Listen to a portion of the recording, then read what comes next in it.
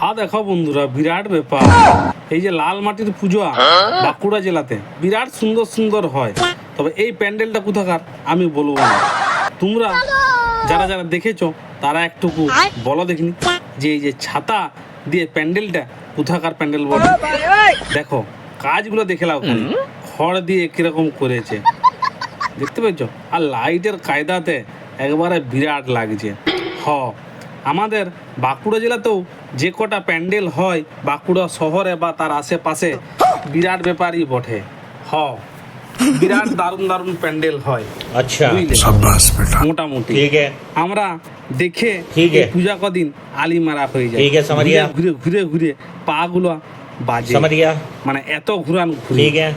আর এইবারে তো 4 দিনই মোটামুটি ফাঁকা দিয়েছে, জলটা হয় না। একাদশীর দিনে একটুকু জলটা হয়ে গেল, এটাতেই আমাদের মনটা একটু খারাপ হয়ে গেল। যাই হোক, একাদশী দ্বাদশী দুদিন যদি একটুকু ফাঁকা থাকতো দশমীর পর থেকে, তাহলে আরও মনটা চাঙ্গা হতো। তবে দেখ মোটামুটি দিয়েছে, সব কটাই ঘুরেছি ভালোভাবে দেখেছি, ঠাকুর দেখেছি আমরা সবাই। তবে লাল মাটির প্যান্ডেলগুলো একে একে দেখাবো।